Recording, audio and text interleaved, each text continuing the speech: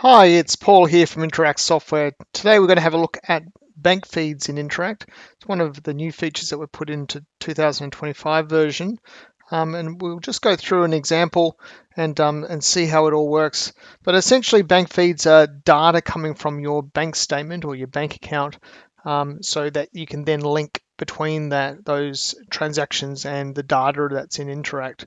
So you can just, for instance, make it so it links up to the payments that you've already made from InterAcct, but you can also bring in receipts and fees and charges and things like that to connect them up and actually create the transactions with this bank feed. So let's have a quick look at it. So under the banking option here, we'll need if you've got an older version than this, we'll need to insert some more changes into your system to actually get this to function. But this is the latest version, and I'll show you what it looks like in this version. So if we go into this button here, bank feeds, we'll bring up a blank list initially, and we're just going to create the first import. So when we import, what we're going to be doing is importing the CSV files from your bank, and I would highly recommend you import all of your data files from all your bank accounts at the same time rather than single bank accounts as you go. So if you do that, then in things like your intercompany bank transfers between bank accounts, they'll all match up and be correct. So that's one advantage of doing that. So I'll just follow through the steps that you use to actually import the data. So the first thing to do is to open up the file, drop in your CSV files, and then the next step is to then hit this button here to import them. Once you've imported them, you can then run this process that looks at the data, works out, if it can, which customer it is or which payment it relates to, or if it relates to a fee or charge, and connect it up. If it doesn't, you can have a look down here at trying to look at those ones that haven't been able to fully connect and make the manual changes. You can also set up extra searches and functions or filters for next time. For example, searching for a keyword, and if that word exists, then assuming it relates to for example, wages or a bank fee or something like that. So just going through the steps, we'll open up a folder, we'll put those CSV files in, then we'll import it, then we'll run a process to check what types of transactions they are, and then we'll have a look at that data here. And then we can have a look at that data per bank, per actual bank account, and so you'll get the same sort of menus there. And then you can have a look at the ones that are successful, already connected, the ones that need manual changing, and then later down the track, once we've updated it, you'll see those ones that are not fully allocated. So it wasn't able to work out exactly how to allocate the payment or the receipt. Once you're then ready and you've allocated everything to a bank transaction, then you can run this process here, which does the update and confirms those lines.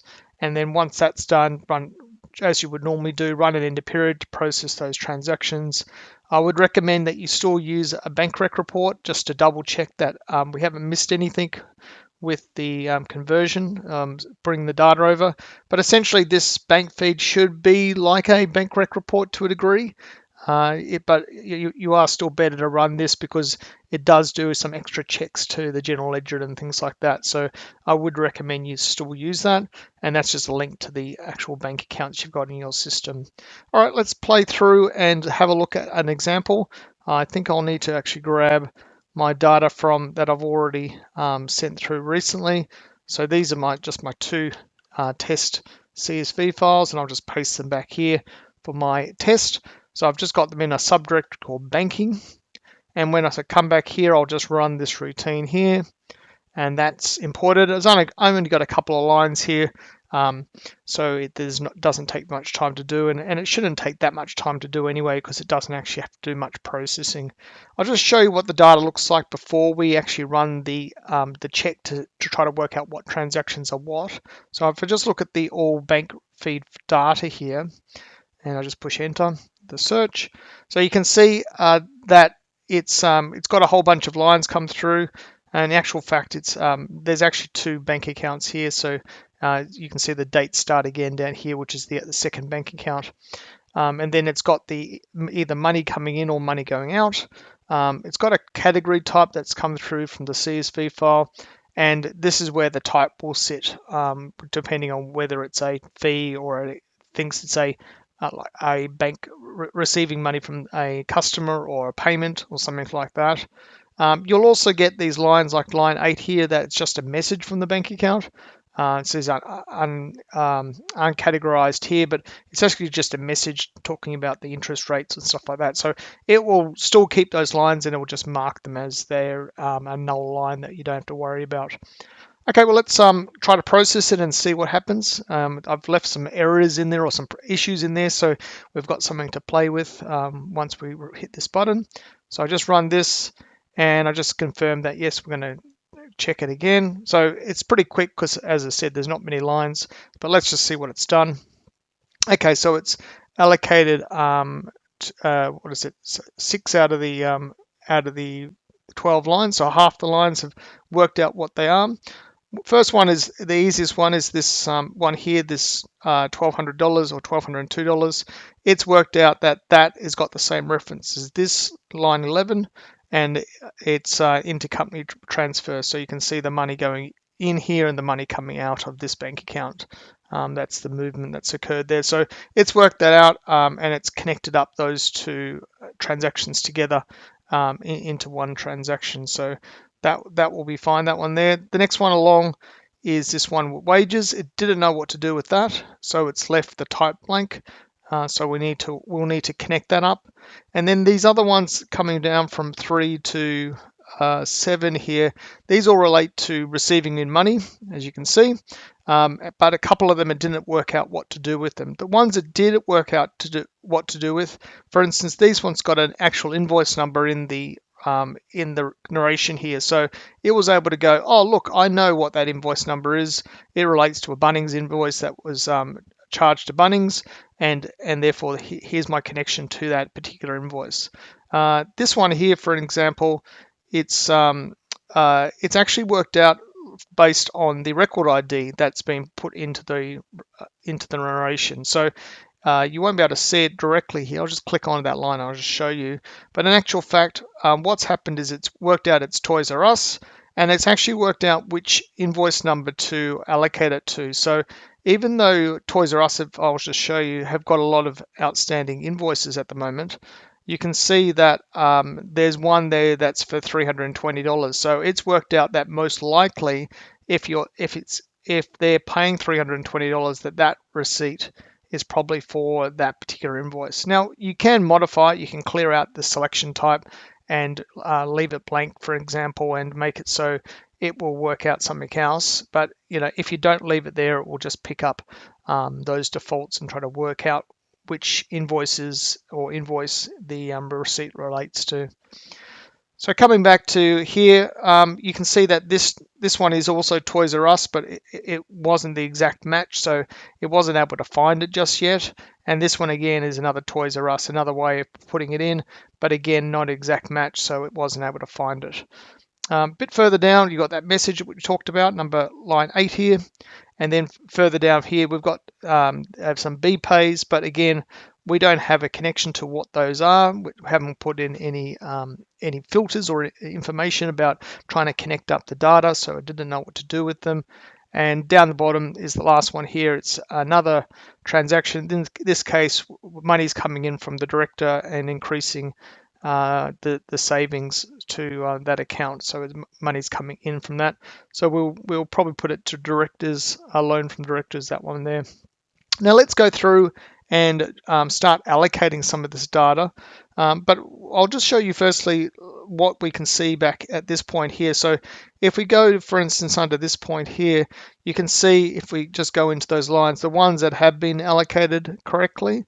If I come into this one here, you'll see the ones that we still need to do something about. So these are probably better buttons to use initially to have a look at what's come through and what's still to be done.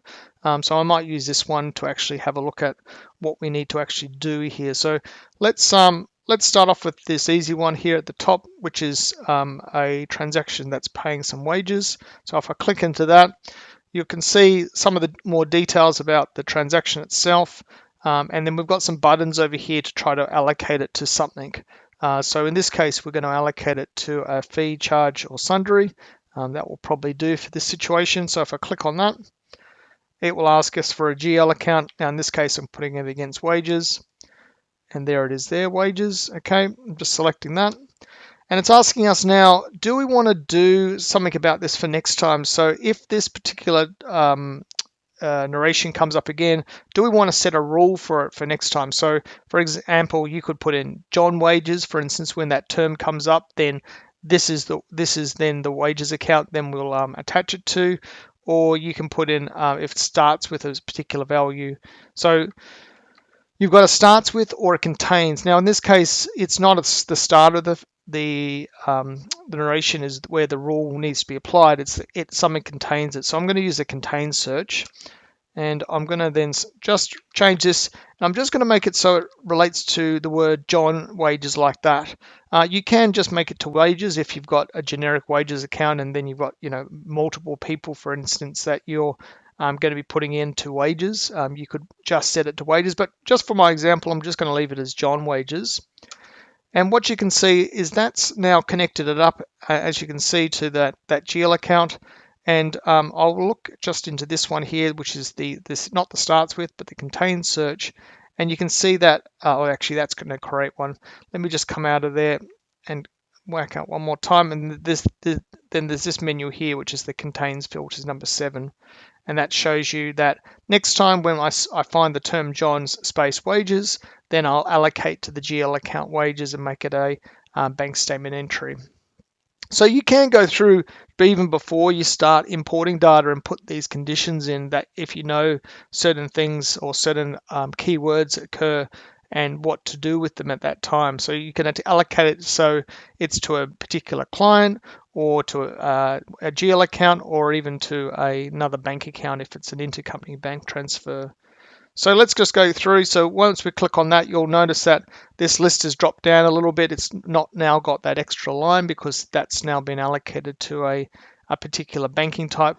So from here, I'm going to deal with these two Toys R Us ones. They're exactly the same situation that we're going to apply to them. So let's click on them and deal with one at a time. So we're going to allocate to this. Now, we could be looking at which invoice it relates to, but I'm not going to worry about that part of it. I'm just going to allocate it to say it's a banking receipt. So with this button here, and I'm going to select the client code, just toy, and select Toys R Us. Now, you could put in the actual invoice number if you knew that invoice number here, but I typically recommend just to push enter there. So not to allocate any invoice number at all at this stage. And then again, it's asking us, do we want to set a rule? Now, you don't have to set a rule, but in this case, it's most likely that if that ever comes up again, we would want to set it to Toys R Us. And in this case, I'm going to use the starts with. So when you do that, it copies through the text of the narration. I'm just going to take the end part out and push enter, and then that will remember that for next time. So that's connected it up as a receipt, and it's done that job. So I'm going to do the same with this one here. So I'm going to mark it as receipt banking, and I'm going to put toys again. There we go. And again, I'm going to leave that the reference blank. And again, I'm going to set a rule that it starts with. So I'm going to clear that out and go with that. So that's, again, you can see them, those lines starting to appear with a type now. And if I come out of that list and come back in, you'll see that they're actually dropped away from this list now because they've moved themselves onto this list, which is the ones that have been confirmed to be connected to something. Okay, so if I come back here, I'll just finish off these last couple. These ones are relating to tax payment, or for BPay for the tax office. So if I oversee this, and maybe it's this number here at the end, for example, that one, for instance, might relate to your PAYG, and one might relate to your super, whatever it might be relating to, you can set that up. So again, we can then allocate it as a direct fee. And you'll probably find you'll be using this one quite a bit, this direct fee option. So I'm going to say it relates to my accrual PAYG account, that one there. And again, I'll do a contains rule for this one. So this one here. and I'm going to just use that last number. So if I ever see that number pop up again, then I'm going to put it to PAYG. Now the other one might be for income tax or something else. Let's just click. Oh, let's put it to the GST account. That's probably a good idea. So bring this up, accrual GST. There it is there, and we'll set a rule again. Contains, and if it has this reference, then we'll put it to accrual GST. So that will then pick that up for next time. Okay, so there one more to go, which is this one here. Same sort of thing as before. I'm going to put it to a in sundry in this case, and I'm going to put it to loan from directors in this case. So loan from directors, that one there, and I will put a rule in here, but I will keep it a bit more generic. Let's say contains rule, and I'm just going to say when I see the word savings CBA, for example. Something like that. You could do whatever you want depending on the term you've got. And you remember, we don't have to set a rule. I'm just setting a rule for my example, but you can leave the rule option blank and just set it manually each time if it's a bit you're a bit unsure that it will come across the same way for next time. Okay, so we've set them all now. So if I come back here and click on this again, we'll get a blank list, which is great. If I click on this one, we'll get the full list of the 11 items. And again, if I click up here, the all bank feed, the same again, we should see those 11 items there, which we do. Now, the only thing that I would recommend that you do now is, now you've connected it up and made those decisions, what I recommend that you would do is use this option again to process the bank feed.